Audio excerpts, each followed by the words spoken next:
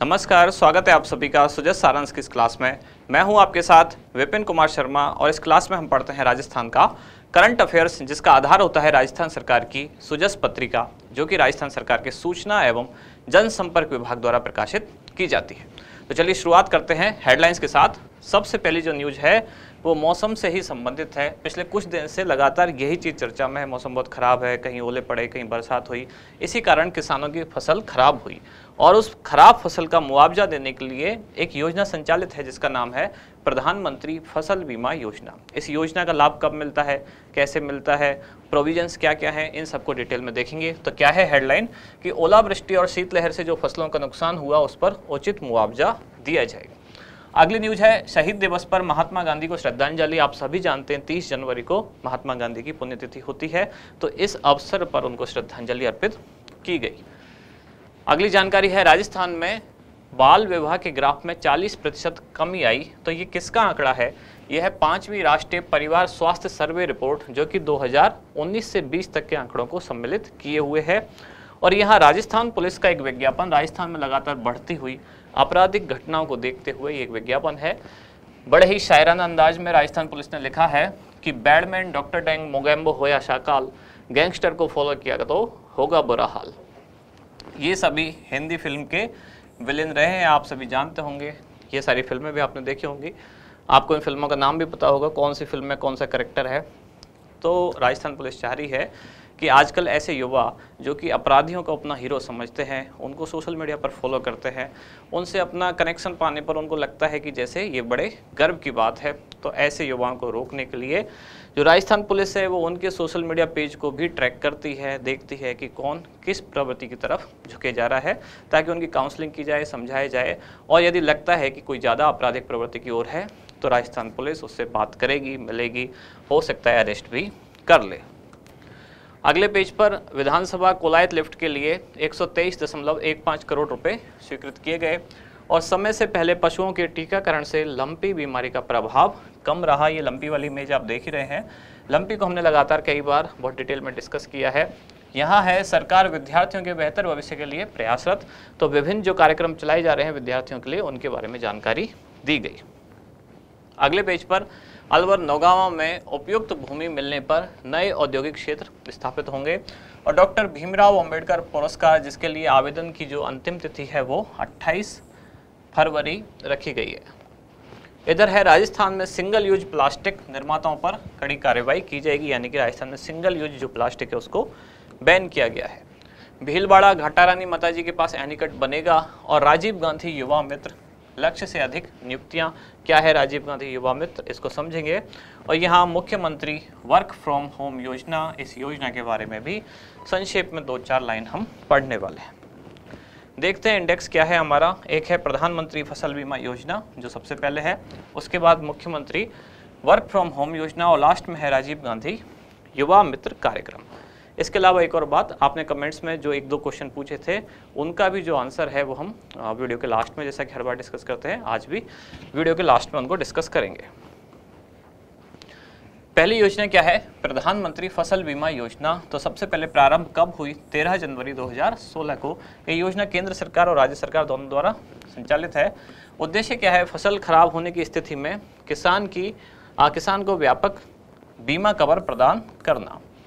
बढ़ते हैं आगे कि बीमा किस्त कितनी है और कौन सी फसल पर है। तो रबी की फसल पर किसान को जो बीमा किस्त है उसका कितना प्रीमियम देना है? तो 2%, रबी फसल पर 1.5%, वाणिज्यिक व बागवानी फसल पर 5%। और इसके बाद जो बची हुई राशि है, यानी कि किसान की देयता के बाद बची बीमा किस्त की लागत का वहन राज्य व केंद्र सरकार द्वारा सब्सिडी के रूप में किया जाएगा, यानी कि राज्य और केंद्र सरकार दोनों इसमें शामिल हैं। तो ये किस तरह की योजना हुई, कैसी हुई? ये केंद्र प्रायोजित। शुरू में मैंने एक बार बताया था, आज वापस एक बार बता देता हूं। योजनाएं मुख्यतः 3 तरह की होती हैं।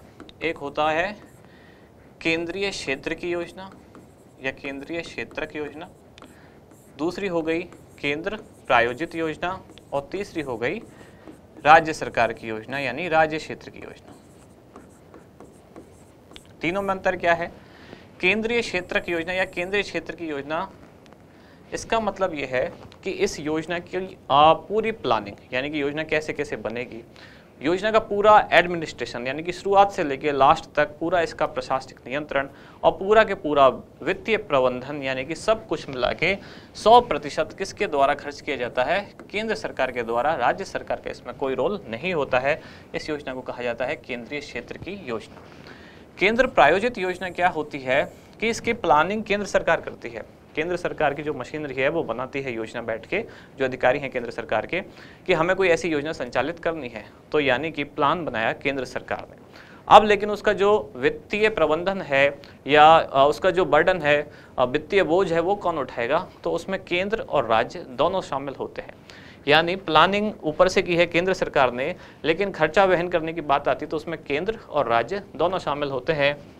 साथ ही जो एडमिनिस्ट्रेशन के लिए मशीनरी है उसमें राज्य सरकार का जो प्रशासन है उसका इस्तेमाल किया जाता है। राज्य सरकार का प्रशासन यानी कि प्रशासनिक अधिकारी जैसे कलेक्टर हो गए, एसडीएम हो गए, इन सब का इसमें उपयोग किया जाता है इन योजना को लागू करने के लिए। तो इस योजना को कहा जाता है केंद्र प्रायोजित योजना, जिसमें कि सेंटर और स्टेट दोनों का योगदान होता है।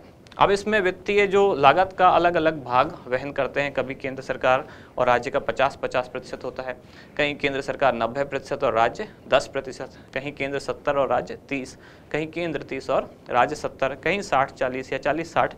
इस तरह से कहने का मतलब ये है कि योजना शुरू तो की, योजना बनाने की प्लानिंग या योजना कैसे बनेगी ये सब तो किया केंद्र सरकार ने, फिर उसका वित्तीय प्रबंधन दोनों ने बांटा और उसका जो प्रशासन है यानी लागू करना, इम्प्लीमेंट ये करती है राज्य सरकार। उसको कहा जाता है केंद्र प्रायोजित योजना। और राज्य क्षेत्रीय योजना ये इसी की तरह है, यहाँ पूरी तरह केंद्र सरकार करती है, यहाँ पूरी तरह राज्य सरकार, यानी प्लानिंग से लेकर और वित्तीय प्रबंधन से लेकर वित्तीय लागत के वहन करने से लेकर और एम्प्लीकेशन तक सब कुछ, यानी कि इम्प्लीमेंटेशन तक सब कुछ कौन करता है, राज्य सरकार करती है। उसको कहते हैं राज्य क्षेत्र की योजना। तो प्रधानमंत्री फसल बीमा योजना कैसी है, केंद्र प्रायोजित योजना है, यानी इसका आयोजन एक तरह से केंद्र ने किया और बाकी सब कुछ खर्चा केंद्र और राज्य दोनों वहन करेंगे। कौन सा विभाग है जो इस योजना को संचालित करता है, तो केंद्र सरकार यानी कि भारत सरकार का कृषि एवं किसान कल्याण मंत्रालय। अब इस योजना के बारे में यहाँ खास कुछ चीज़ें दी गई हैं, वो मैंने इमेज ऐसे कैसे ले ली है कि प्रधानमंत्री फसल बीमा योजना क्या है, किन जोखिमों पर मिलता है भुगतान। तो योजना के अंतर्गत स्थानीय आपदा जैसे कि ओले पड़ना, तो अभी ओले पड़े हैं, जमीन धंसना या जल भराव की स्थिति, बादल फटना, ये ज़्यादातर चीज़ें जैसे कि ज़मीन धंसना या बादल फटना ये पहाड़ी क्षेत्रों में होता है, या जल भराव कहीं निचले एरिया में, प्राकृतिक आग से नुकसान, इसमें खेतवार नुकसान का आकलन कर भुगतान किया जाता है।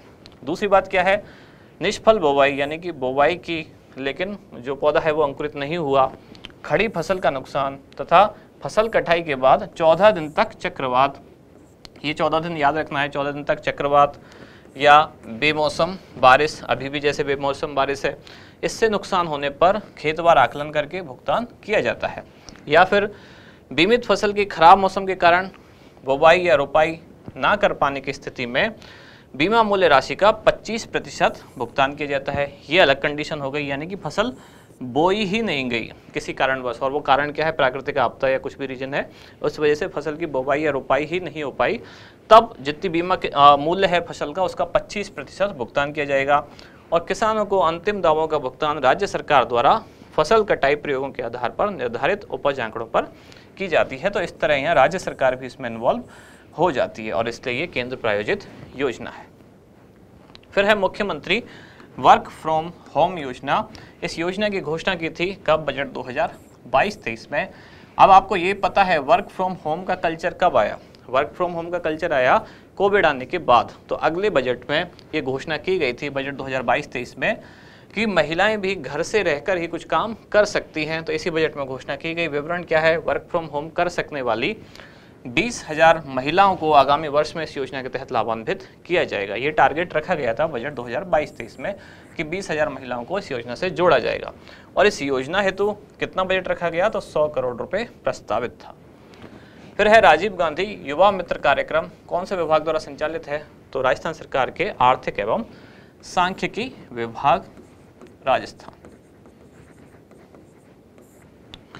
उद्देश्य क्या है, राज्य सरकार की जो भी योजना है, जन कल्याणकारी योजना, उनका लाभ अंतिम छोर तक, यानी कि जो भी लाभान्वित या जो भी पात्र व्यक्ति है उस तक इस योजनाओं का लाभ, इस योजना की जानकारियां पहुंचाना।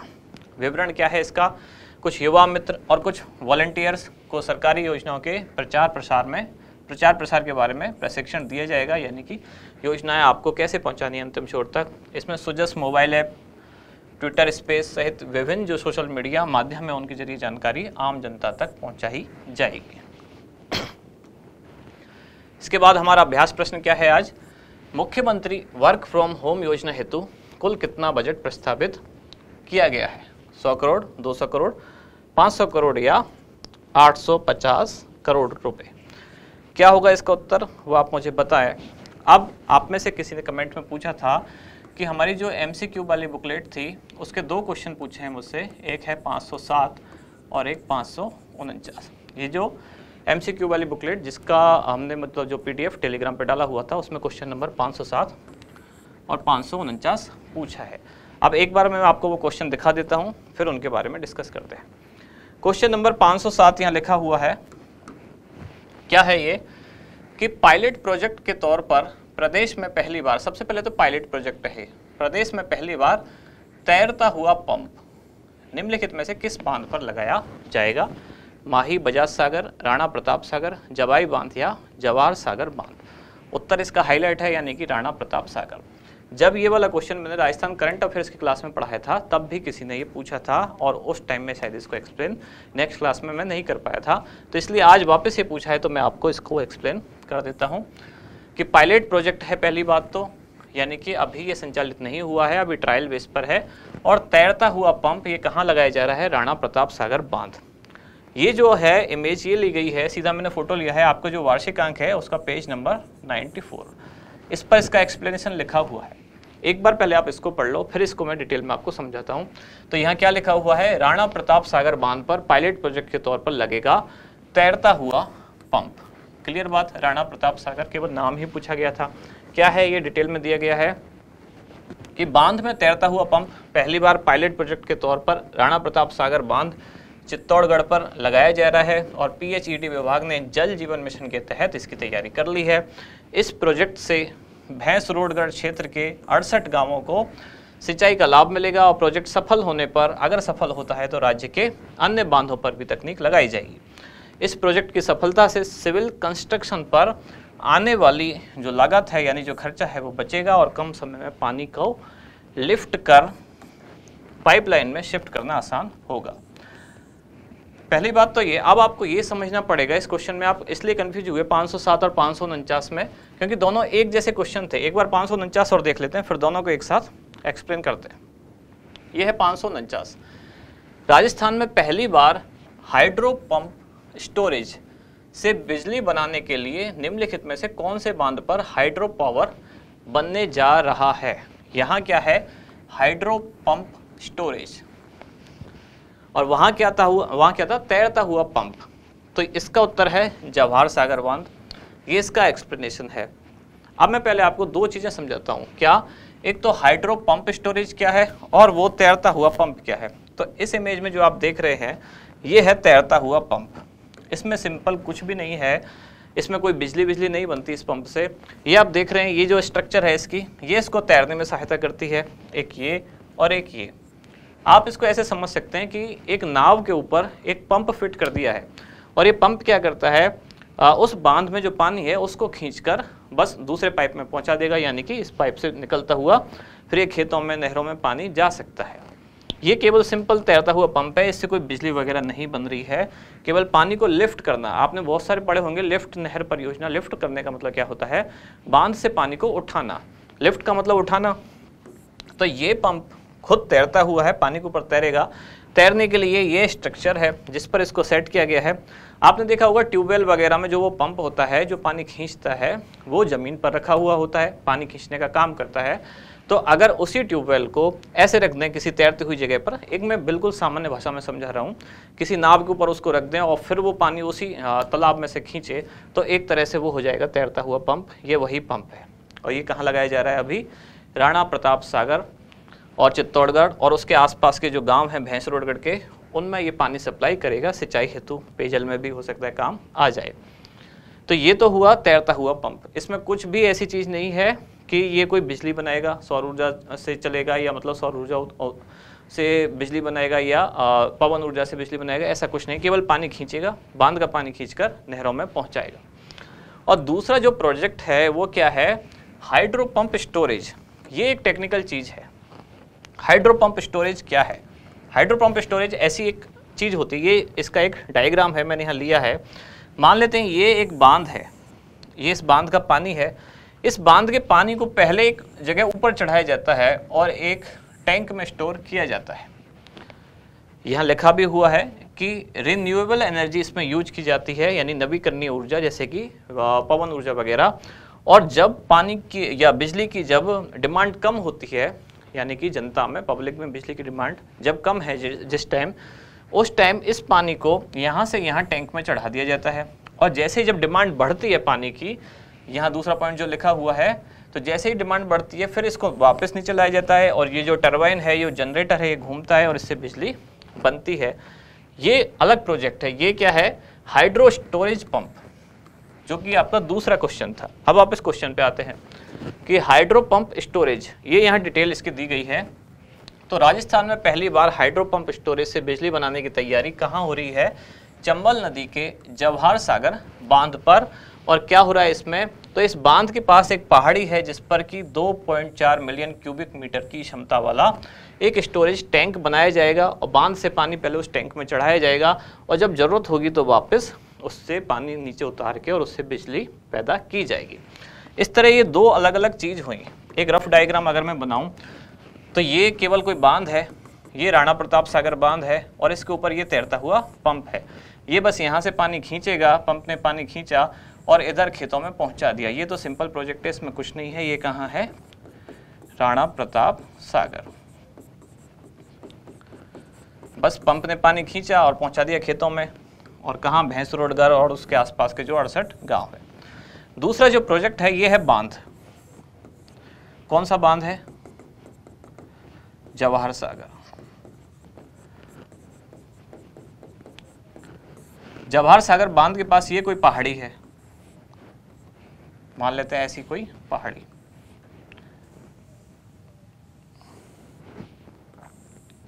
अब इस पहाड़ी पर यहाँ एक टैंक बना दिया गया स्टोरेज करने के लिए पानी का। इसमें ये पानी स्टोर है। यहाँ से पहले पानी इसमें चढ़ाया जाएगा, जब बिजली की डिमांड कम होगी तब ये पानी यहाँ चढ़ा दिया गया और जब इसकी ज़रूरत होगी तो पानी वापस नीचे उतार के और टरबाइन घूम के तब बिजली बनेगी। ये कहाँ बनाया जा रहा है? जवाहर सागर बांध, कोटा पर। तो ये दोनों में बेसिक अंतर है और ये इसका एक्सप्लेनेशन है। उत्तर जो है वो दोनों का सही है। यानी कि पहला जो क्वेश्चन था कि तैरता हुआ पंप, यानी कि ये वाला पंप जो पानी के ऊपर तैर रहा है, ये कहाँ बनाया जा रहा है पायलट प्रोजेक्ट के तौर पर? तो राणा प्रताप सागर में। तो कोई दिक्कत नहीं इसमें। और दूसरा जो प्रोजेक्ट है जिसका नाम है हाइड्रो पंप स्टोरेज, तो हाइड्रो पंप स्टोरेज क्या है? ये वाला कंसेप्ट है, बांध का पानी पहले पहाड़ी पर बनाए हुए एक टैंक में, एक बड़े स्टोरेज टैंक में भरा जाएगा और फिर जब ज़रूरत होगी तो पानी वापस नीचे आएगा जिससे कि बिजली बनेगी। ये है हाइड्रो स्टोरेज पंप। ये इसका कंसेप्ट है, कैसे ये काम करता है। यहाँ पहले पानी है, इसको ऊपर चढ़ा दिया गया और जब ज़रूरत होगी तो पानी वापस आएगा, टरबाइन घूमेगा, बिजली बनेगी। और ये वाला पंप ये कहाँ बनाया जा रहा है? ये बनाया जा रहा है किस पर? जवाहर सागर बांध। जवाहर सागर बांध। तो इसके बारे में डिटेल में जानकारी दी गई है। इस बांध पर 200 मेगावाट क्षमता का हाइड्रो पावर प्लांट बनने जा रहा है, जहां बेहद ही कम लागत पर प्रतिदिन लगभग 16 लाख यूनिट अधिकतम विद्युत उत्पादन की जा सकेगी। तो ये राज्य में इस तरह का पहला प्रोजेक्ट है और राज्य सरकार ने यहाँ विद्युत उत्पादन के लिए राजस्थान राज्य विद्युत उत्पादन निगम लिमिटेड को अधिकृत किया है। तो इस संस्था का भी नाम आपको याद रखना है। आपके लिए काम की चीज़ें क्या क्या है? पहला सबसे काम की चीज़ तो यही है कि कौन सा पंप कहाँ बन रहा है, कौन से बांध पर, और कौन सी संस्था को इसके लिए अधिकृत किया है। तो इसके लिए है राजस्थान राज्य विद्युत उत्पादन निगम लिमिटेड। अब मुझे लगता है ये आपका डाउट क्लियर हो जाना चाहिए। और इसके बाद लास्ट में आपके लिए एक जानकारी कि परीक्षा से पहले एक परीक्षा का आयोजन होने जा रहा है। कौन सा? कलाम प्री 3rd ग्रेड 2.0। तो एक का आयोजन शायद हो चुका है, ये 2.0 दूसरी का आयोजन होने वाला है। और कहाँ कहाँ? तो राजस्थान के सभी जिला मुख्यालय और इनके साथ इन केंद्रों पर इसका आयोजन होगा। इसके अलावा और कौन कौन से केंद्र हैं, जैसे कि तारानगर, बयाना, डीडवाना, बालोतरा, पिलानी, नीम का थाना, कुचामन, सांचौर, बहरोड, फतेहपुर, ब्यावर और सागवाड़ा, इन केंद्रों पर इसका आयोजन होने जा रहा है। रजिस्ट्रेशन के लिए लास्ट डेट रखी गई है 9 फरवरी और एग्ज़ाम की डेट है 12 फरवरी। QR कोड को आप स्कैन करके रजिस्टर करा सकते हैं या फिर कलाम अकेडमी की वेबसाइट पर जाकर भी रजिस्ट्रेशन कर सकते हैं। एग्ज़ाम के लिए फ़ीस रखी गई है वही जो पहले थी, यानी कि 125 प्लस GST।